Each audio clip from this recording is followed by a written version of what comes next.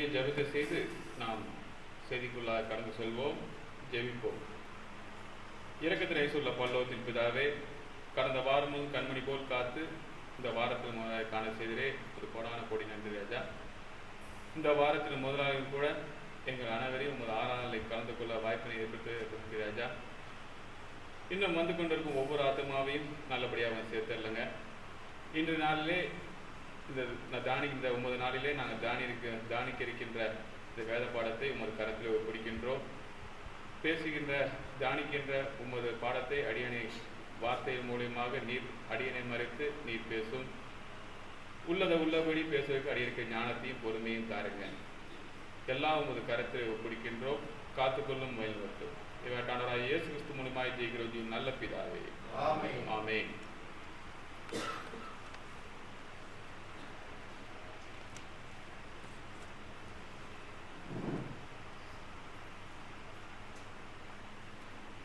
கிறிஸ்துவுக்குள் மிகவும் பிரியமான சகோதரர்களே சகோதரிகளே, உங்கள் அனைவருக்கு இயேசு நாமத்தினாலே வாழ்த்துக்களை தெரிவித்துக் கொள்கின்றேன். இன்று நாம் தியானிக்க இருக்க வேதப்பாட பகுதி, தேவனுடைய சித்தம் என்னவென்று பகுத்தறியுங்கள். தேவனுடைய சித்தம் என்னவென்று நாம் பகுத்தறிய வேண்டும். அநேகர் தேவனுடைய சித்தம் என்னவென்று தெரியாமலேயே வந்துகிட்டு இருக்காங்க. அதுவும் கிறிஸ்தவர்கள் என்று சொல்லி இருந்துகிட்டு இருக்க பிரிவினர் சபையார் தேவனுடைய சித்தம் என்னவென்று தெரியாமலே வாழ்ந்து கொண்டிருக்கிறார்கள். இன்று நாம் தியானிக்க இருக்கிற பகுதியானது சித்தம் என்றால் என்னவென்று பகுத்தறியுங்கள் பாடத்தில் படிப்போம். இந்த யோவான் 4ஆம் அதிகாரத்தில் 34ஆம் வசனத்தில் கிறிஸ்துவானவர் சொன்ன இந்த ஒரு வசனத்தை தான் இன்று நாம் தியானிக்க இருக்கின்றோம். குறிப்பாக பிதாவின் சித்தத்தை நாம் உணர்ந்து செய்ய வேண்டும். ஏனென்றால் ஆண்டவராகிய இயேசு கிறிஸ்து பிதாவானவரை நேசித்தார், அதுவும் மிக அதிகமாய் நேசித்தார். பிதாவின் சித்தத்தை அவர் சித்தம் என்னன்னா, நோக்கத்தை நிறைவேற்றுவதற்கு அவர் ஒரு எடுத்துக்காட்டாய் நமது ஆண்டவராகிய இயேசு கிறிஸ்து இந்த உலகத்திலே வாழ்ந்தார். மீண்டும் வாசிப்போம். யோவான் 4:34. இயேசு அவர்களை நோக்கி, நான் என்னை அனுப்பினவருடைய சித்தத்தின்படி செய்து அவருடைய கிரியை முடிப்பதே என்னுடைய போஜனமாய் இருக்கிறது. இயேசு அவரை நோக்கி, நான் என்னை அனுப்பினுடைய சித்தத்தின்படி செய்து அவருடைய கிரியை முடிப்பதே என்னுடைய போஜனமாய் இருக்கின்றது. சித்தம் என்றால் என்னங்க? பல பேருக்கு இந்த சித்தம் என்னன்னா அந்த அர்த்தமே தெரியாமையே கிறிஸ்தவர்களும் என்று சொல்லிக்கிறாங்க. அப்போ சித்தம்னா என்னங்க? பிதாவினுடைய விருப்பம். சித்தம்னா பிதாவினுடைய விருப்பம். அப்போ அவருடைய நோக்கம் என்ன? அவர் என்ன நினைக்கிறாரோ அதை நாம் செய்ய வேண்டும். அவர் விருப்பம் என்னவோ அப்படியே செய்யணும். நம்ம அவருக்கு பிரியமான காரியங்களை செய்யணும். இன்றைக்கு உண்மையாகவே நாம் பிதானவரை கொண்டிருக்கின்றோம். பிதானவர் நம்மை நேசிக்கின்றார். அதற்காகவே தமது குமாரான இயேசு கிறிஸ்துவை தந்திருக்கின்றார்.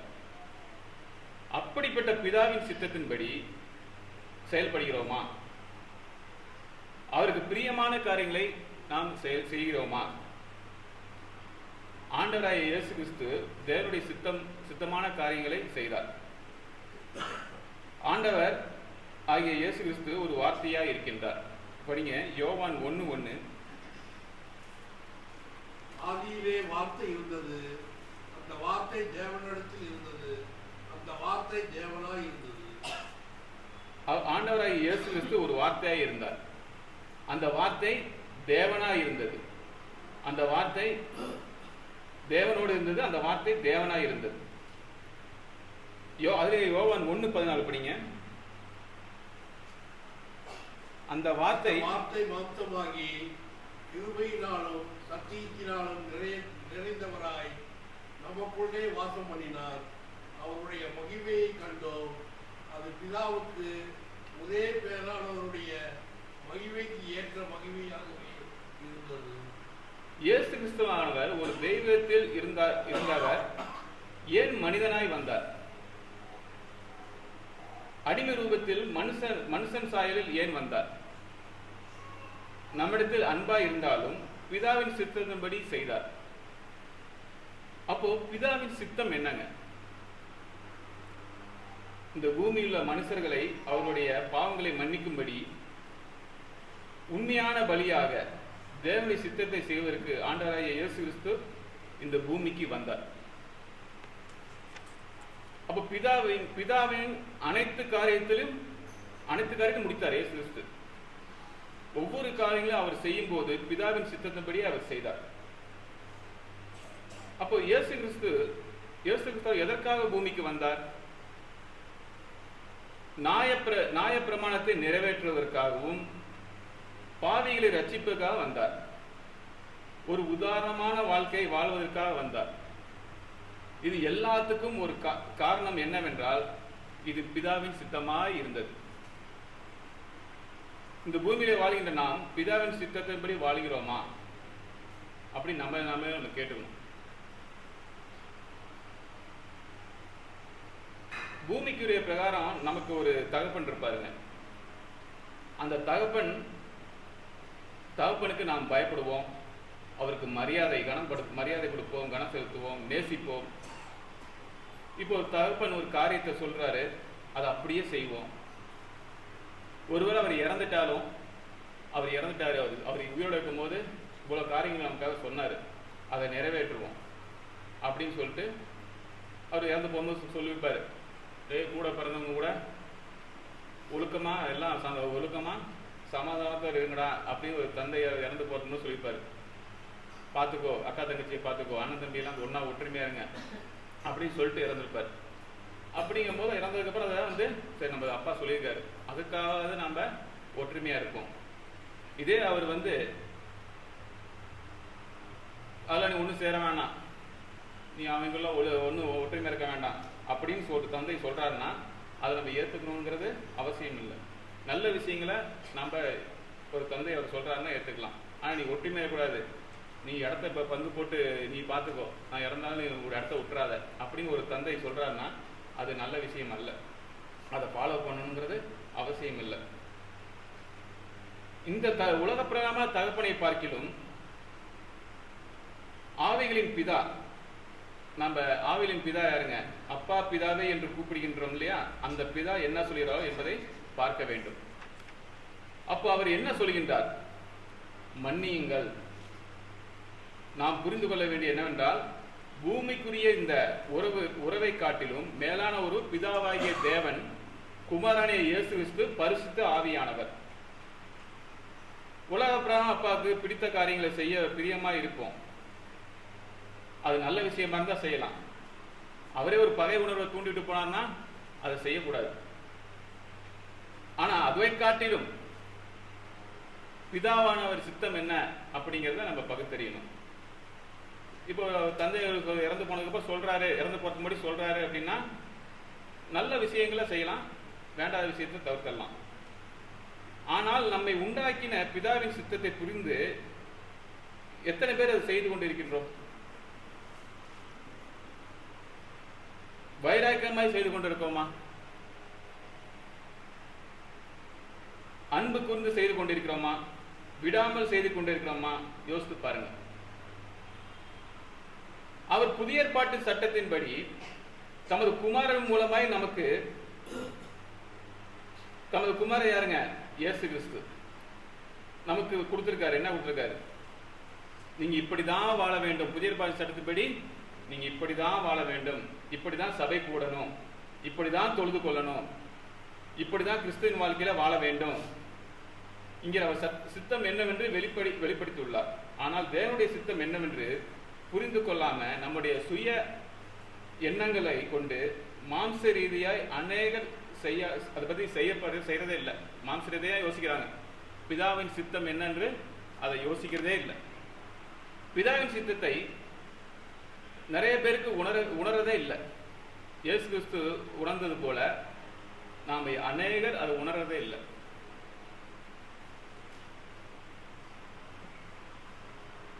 இயேசு கிறிஸ்தானவர் என்னை அனுப்பினருடைய சித்தத்தின்படியே செய்தார். ஆனால் ரட்சிக்கப்பட்ட நாம் தேவனுடைய சித்தத்தின்படி செய்கிறோமா? ரோமர் 12ஆம் அதிகாரம் 2வது வசனத்தை வாசிங்க. நீங்கள் இந்த பிரபஞ்சத்திற்கு ஒத்த வேஷம் தெரியாமல் தேவனுடைய நன்மையும் பிரியமும் பரிபூர்ணமான சித்தம் இன்னதென்று பகுத்தறியத்தக்கதாக உங்கள் மனம் புதிதாகுவதனாலே மறுரூபமாகுங்கள். இந்த வசனத்துல பாத்தீங்கன்னா, நீங்கள் இந்த பிரபஞ்சத்திற்கு ஒத்த வேஷம் தெரியாமல் தேவனுடைய நன்மையும் பிரியமும் பரிபூர்ணமான சித்தம் என்னதென்று பகுத்தறியத்தக்கதாக, அண்டர்லைன் பண்ணுங்க, பகுத்தறியத்தக்கதாக. அப்படின்னாங்க, பகுத்தறியும், பிரித்து பார்க்கணும், எது சரி எது தவறு, எது தேவனுடைய சித்தம் எது தேவனுடைய சித்தம் இல்லை, எப்படி வாழ்வது தேவனுடைய சித்தத்தின்படி அப்படிங்கிறத நம்ம யோசிக்கணும். வாரத்தின் முதல் நாள் தோறும் சபைக்கு கூடி வந்தார்கள். வேதத்தில் கட்டளை இருக்கிறது, அதனால் கூடி வந்தாங்க. ஆனா அநேகர் உலக பிரபலமான கிறிஸ்தவர்கள் என்று கூறுகிறவர்கள் ஞாயிற்றுக்கிழமை கூடுறதே இல்லை. எப்ப வேணா கூடிக்கலாம், எப்ப வேணா சபை கூடிக்கலாம். அதுவும் ஏன் சபைக்கு தான் போகணுமா? வீட்டிலே கூடிக்கிங்க. நான் சபை என்பது கட்டடம் அல்ல. நான் வாரத்தின் முதல் நாள் வரும் கூடுறது தான் சபை. கட்டடம் வந்து ஒரு பொருட்டே கிடையாது நம்ம சபைக்கு. நாம் எல்லாரும் இந்த வாரத்தின் கூடணும் பார்த்தீங்களா, இதுதான் நம்ம சபை. அது வாரத்தின் முதல் நாள் தோறும் நாம் அது கூட வேண்டும். ஆனால் உலக பிரகார கிறிஸ்தவர்கள் என்று சொல்லிக்கிறார்கள். மாசத்துல ஒரு முதல் ஞாயிற்றுக்கிழமை போய் திருவருள் ஆராதனையும் கலந்துக்கிறாங்க. சில பேர் சனிக்கிழமை சபை நடத்துறாங்க. இது மாதிரி பல விதமான மனிதனோட சுய எண்ணத்தினாலே அவன் வந்து புதிய ஏற்பாட்டு சட்டத்திற்கு எதிராக செயல்படுகிறார்கள். அது மிகவும் தவறு. இது எதை நோக்கி கொண்டு செல்கிறது என்பதை நாம், இந்த உபதேசம் எதை நோக்கி செல்கிறது? சபையின் ஒன்றை அழிக்கும்படி சபைனா கட்டிடம் அல்ல, நாம் கூடுகிற மக்கள் தான் சபை. வாரத்தின் முதல் நாள் தோறும் அப்பத்தை பிக்கும்படி ஏன் சீசர்கள் கூடி வந்தார்கள்? வாரத்தின் முதல் நாள் தோறும் தர்ம பணத்தை சேகரித்தார்கள். இதெல்லாம் ஏன் பண்ணாங்க? கர்த்தருடைய நாளிலே கூடி வர வேண்டும் என்று சொல்கிறது. அது பொய்யான உபதேசம். கூடி வரக்கூடாது, மன்னிக்கவும், கூடி வரக்கூடாதுன்னு சொல்றது அது பொய்யான உபதேசம். கர்த்தருடைய நாளில் ஏங்க ஞாயிற்றுக்கிழமை வேலை இருக்குது கம்பெனியில், அதை விட்டுட்டு ஞாயிற்றுக்கிழமை முக்கியமான விசேஷம் இருக்குங்க. சனிக்கிழமை எல்லா நாளும் போனாங்க கோயிலுக்கு. நாங்களும் எந்த நாள் எல்லா நாளும் போகிறதில்ல, நீங்கள் எதுக்குங்க ஞாயிற்றுக்கிழமை தான் போகணுமா? ஏன் உங்க கடவுள் எல்லாம் மற்ற நாள்லாம் போனால் உயர்த்துக்க மாட்டாரா? அப்படின்னு மனிதனோட போதனை. அப்படி சொல்றது பொய்யான உபதேசம். இப்படிலாம் பிதாவின் சித்தத்தினுடைய மனுஷனுடைய உபதேசம் பெருகிற்று. பிதாவின் சித்தத்தின்படி இல்லாம மனுஷனுடைய உபதேசம் பெருகிற்று. அவருடைய உபதேசம் அவருடைய சித்தம் என்று பிதாவின் சித்தத்தினை மறந்து விட்டார்கள். இது பிதாவின் சித்தமே இல்லை, நம்ம உபதேசம் தான் நம்ம உபதேசம் சொல்றது சொல்லிடுவோம் அப்படின்னு சொல்லிட்டு ஒரு கள்ள போதனை மாதிரி திணிக்கிறாங்க. அவருடைய விருப்பம் என்ன, அவருடைய நம்மிடத்தில் என்ன எதிர்பார்க்கிறார், என்ன செய்ய வேண்டும் அப்படிங்கிறது யாரும் யோசிக்கிறதே இல்லை. இந்த பூமியிலே நம்மை உருவாக்கின்றவர் என்றால் அதற்கு ஒரு நோக்கம் இருக்கிறது. நம்ம எதுக்கு உருவாக்கி இருக்காருங்க? நம்ம ஒரு நோக்கம் இல்லாம உருவாக்கி இருக்க மாட்டார் இல்லையா? ஒவ்வொருவருக்கும் ஒரு தாளந்து உண்டுங்க, டேலண்ட் இருக்கு. ஒவ்வொருவருக்கும் ஒரு டேலண்ட் இருக்கு, தாளந்து இருக்கு. பேசுவதற்கு, பாடுவதற்கு, நல்ல வசனத்தை வாசிப்பதற்கு, இது மாதிரி ஒவ்வொருத்தருக்கும் தாளந்து உண்டு.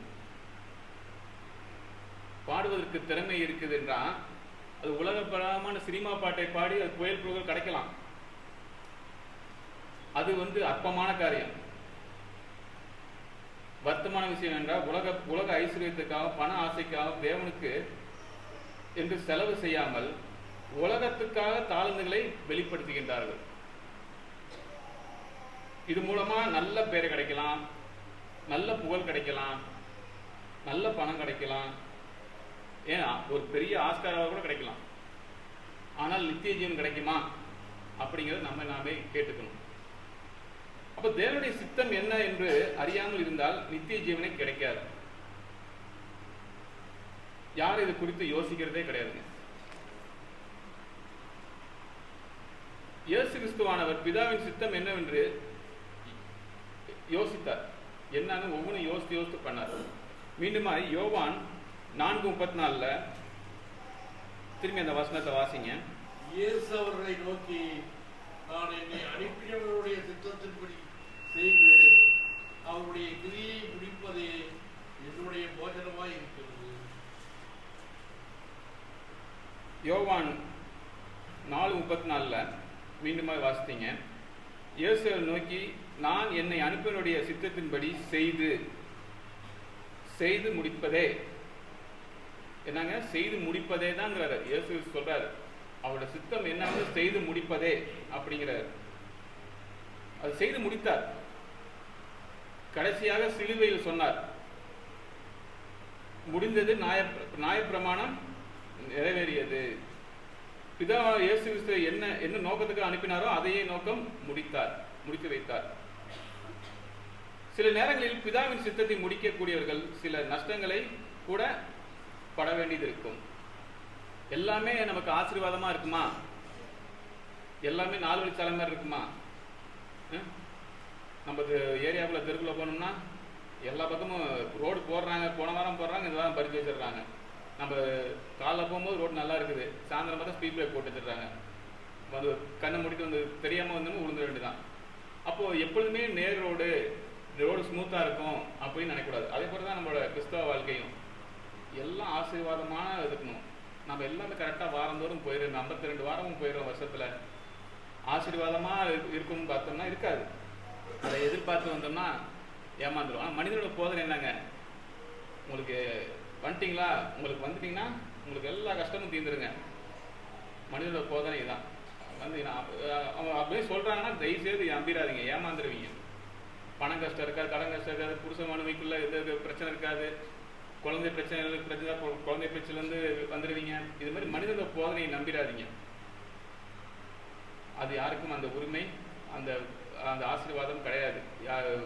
மனிதனோட அந்த குறி சொல்றதெல்லாம் நம்ப வேண்டாம். அப்போ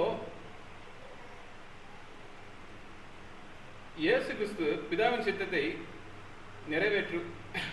நிறைவேற்றாமல் அவர் சிலுவையில் அறையப்படணும். அவர் என்ன அவரோட சித்தம் என்னங்க? இயேசு கிறிஸ்து அவருடைய சித்தம் என்னங்க? அவர் உலகத்துக்கு வந்தது காரணம் என்னங்க? சிலுவையில் அறையப்படணும். அப்போ தேவனாய் இருந்து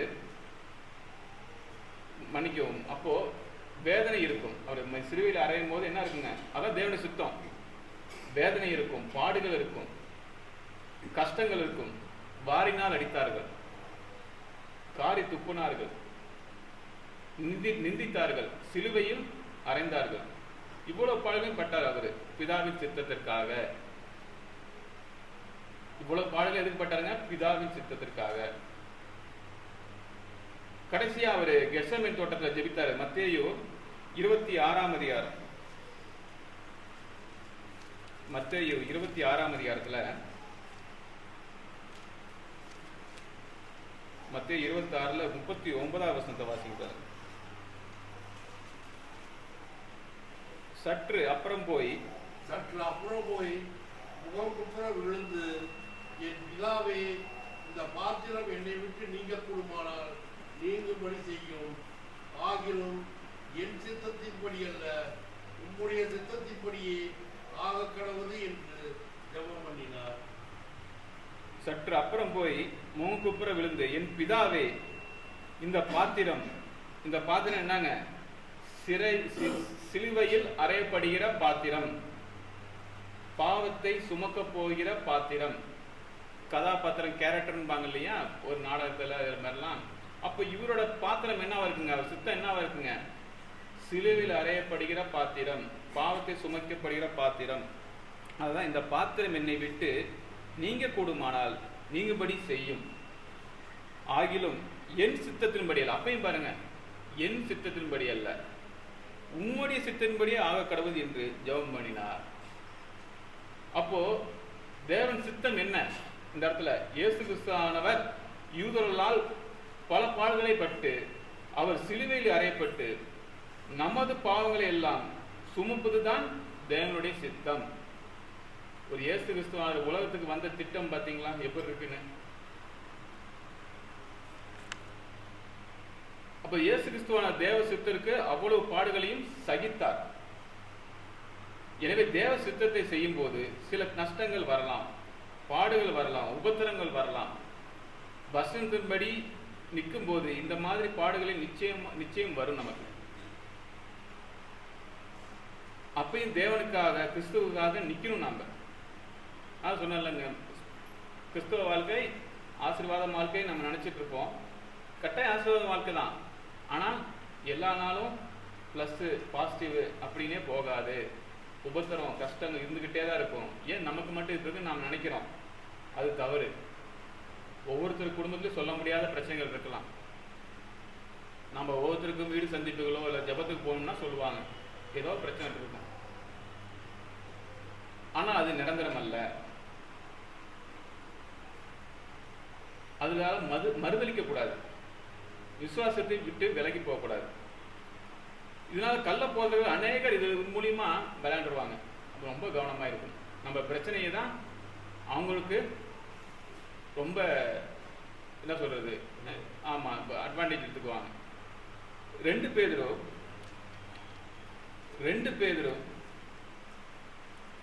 13ஆம் வசனம், 2 பேதுரு 2ஆம் அதிகாரம்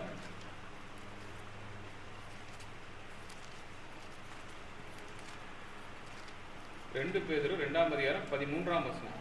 இவர்கள் ஒரு நாள் வாழ்வை இன்பம் என்றெண்ணி கரைகளும் நற்றைகளுமாய் இருந்தது.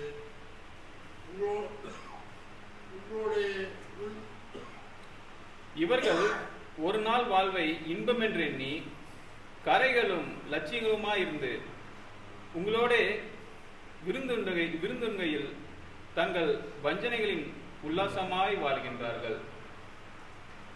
இவர்கள்லாம் பிதாவின் சித்தத்தின்படி அல்ல. ஒரு நாள் சுகபோகத்துக்காக, ஒரு நாள் கூத்துக்காக, அன்னைக்கு நல்ல நாள் போச்சா அப்படின்னு சொல்லிட்டு சுகபோகமாய் வாழ்கிறார்கள். அப்ப பிதாவின் சித்தத்தின்படி செய்கின்றார்களா?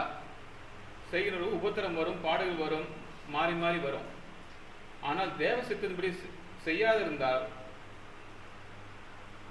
அது மாறாது. தேவன் சித்தத்தின்படி செய்யாம இருந்தோம்னா கட்டாயம் பிரச்சனைகள் உண்டு. ஆனால் இவர்கள் தேவன் சித்தத்தின்படி நடவாமல் வஞ்சனையாய் வாழ்கின்றார்கள். இந்த வசனத்தின்படி பார்த்தீங்கன்னா ரொம்ப பாவமான காரியத்தெல்லாம் பண்ணிட்டு இருக்காங்க. நிச்சயமே தேவன் சித்தப்படி வாழவில்லை, பணத்துக்காக தான் வாழ்றாங்க. நாம் இந்த சித்தத்தை மரணம் வரைக்கும் செய்து முடிப்பவர்களாய் வாழ வேண்டும். மீண்டும் யோவான் 4:34 வாங்க. அதுல இயேசு அவர்களை நோக்கி, நான் என்னை அனுப்பினுடைய சித்தத்தின்படி செய்து அவருடைய கிரியை முடிப்பதே என்னுடைய போஜனமாய் இருக்கிறது. இந்த வசனம், இந்த கடைசி பகுதி பாருங்க. செய்து முடித்தார், அவருடைய கிரியை முடிப்பதே என்னுடைய போஜனமாய் இருக்கிறது. இதை ஒப்பிடுறாருங்க. அந்த கிரியை செய்து முடிப்பதே எனது போஜனமாய் இருக்கிறது. போஜனம் என்பது அடிப்படை தேவை நமக்கெல்லாம். ஒரு மனுஷன் சம்பாதிக்கிறது எல்லாமே இந்த வயிற்றுக்காக தான். அது அடிப்படை தேவை. ஒரு மனுஷனுக்கு அடிப்படை தேவை உணவு. அதோட ஒப்பிடுறார். இயேசு கிறிஸ்துவானவர் இதுடன் எதிர ஒப்பிடுகின்றார். அதுதான் என்னுடைய அடிப்படை என்கின்றார். இந்த உணவு தான் அடிப்படை. அதோட ஒப்பிடுறார். மனிதர்களுக்கு பார்த்தீங்கன்னா அடிப்படை தேவை பார்த்தீங்கன்னா ஒரு வீடு, ஒரு நிலம், உணவு, உடுத்து மூடை, இது கிடைக்குமோ இது கிடைக்காதோ அப்படிங்கிறது கவலை தான் அதிகம். அதை தேடுவதில் தான் கவலை அதிகமாக இருக்கு. ஒரு இடத்துல கூட இயேசு கிறிஸ்துவானவர் சொல்றாரு, எண்ணத்தை புசிப்போம் எண்ணத்தை குடிப்போம் என்று கவலைப்படாதிருங்கள் வசனம் இருக்கு. அதை வச்சு கவலைப்படாதீங்க. தேவனுடைய சித்தம் என்று நாம் பகுத்தறிய வேண்டும். தேவனுடைய சித்தம் என்னவென்று தேடுவதில் கவலைப்படாமல் நம்ம தேடணும். சத்தியம் நன்றாக தெரிந்த நாம் பிதாவின் சித்தத்தின்படி நடக்கிறோமா? கள்ள போதனையை கடைபிடித்தோம் என்றால் பிதாவின் சித்தத்தை நாம் கடைபிடிப்பதில்லை. பாவம் செய்தோம் என்றால் பிதாவின் சித்தத்தை நாம் மீறுகின்றோம். ஆவிக்குரிய வாழ்க்கையிலே வளர்ச்சி அடையாமல் இருந்தால் பிதாவின் சித்தத்தை மீறுகின்றோம். எனவே பிரியமானவர்களே, நீங்களும் நானும் பிதாவின் சித்தம் என்னவென்று அறிந்து அதன்படி செய்கிறவர்களாய் வாழ வேண்டும். எதை விரும்புகின்றார், என்ன இயேசு கிறிஸ்து மூலமாய் புதிய ஏற்பாட்டு சித்தத்தை நமக்கு கற்றுக் கொடுத்திருக்கின்றார் என்பதை நாம் ஆராய்ந்து வாழ வேண்டும். இன்று நம்ம தியானித்த பகுதி பார்த்தீங்கன்னா ஒரு சிறிய பகுதி தான். நம்ம உலக பிரகாரமாக அநேக கமிட்மெண்ட், அநேக பிரச்சனைகள், அநேக சூழ்நிலைகளை நம்ம வாழ்ந்து கொண்டிருப்போம்.